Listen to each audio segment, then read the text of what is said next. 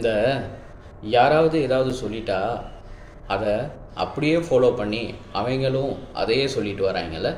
S, தளபதி விஜயை தற்குறின்னு சொல்லிட்டு வராங்கல்ல. தற்குறிக்கு அர்த்தம் தெரியாமல் தான் அதை சொல்கிறாங்க. ஏன்னா தற்குறிக்கு அர்த்தம் தெரிஞ்சிருந்தால் அவங்க சொல்லியிருக்க மாட்டானுங்க. யாரோ சொல்கிறாங்க, நாங்களும் அதை ஃபாலோ பண்ணிக்கிட்டு சொல்லுவோம் அப்படின்ட்டு இருக்காங்கல்ல. அவனுங்கெல்லாம் சொந்த அறிவு இல்லாதவனுங்க. எப்படி சொந்த அறிவு இல்லாதவனுங்க. ஏன்னா அவங்களும் தற்குறி தான். தற்குறிக்கு அர்த்தம் தெரியாமல் சொல்கிறவனுங்க தற்குறி தான் அப்படின்னு நான் நினைக்கிறேன். பிகாஸ் தற்குறிக்கு அர்த்தம் இந்த வீடியோவில் போடுறேன் பாருங்கள்.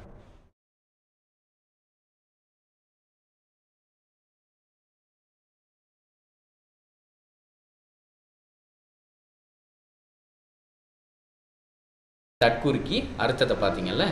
எழுத படிக்க தெரியாதவனை தான் நாங்கள் தற்குறின்னு சொல்லுவோம்.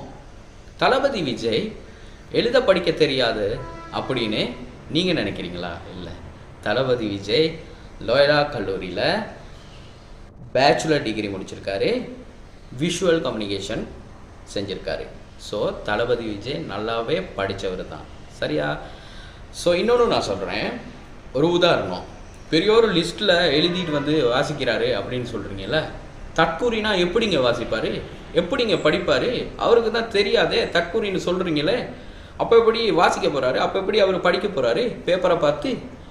ஸோ தற்குறின்னு சொல்கிறவங்க தான் தற்குறின்னு நான் நினைக்கிறேன். ஏன்னா அவங்களுக்கு தான் எழுத படிக்க தெரியாது. ஏன்னா யாரோ ஒருத்தன் சொல்கிறத சொந்த அறிவு இல்லாமல் அவங்க இந்த சமூக ஊடகங்களில் போடுறாங்கல்ல, அவங்க தாங்க தற்குறி.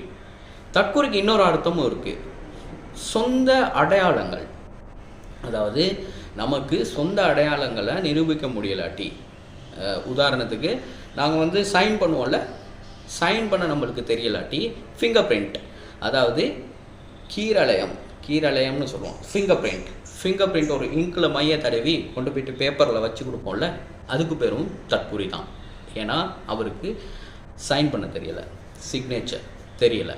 ஸோ அவரும் படிக்காதவர் தான். அதுக்கு பேரும் நாங்கள் தற்குறின்னு தான் சொல்லுவோம். தளபதி விஜயை தற்குறின்னு சொல்கிறத விட்டுட்டு நீ தற்குறியா அப்படின்னு உனக்குள்ள நீனே கேட்டுக்க, சரியா?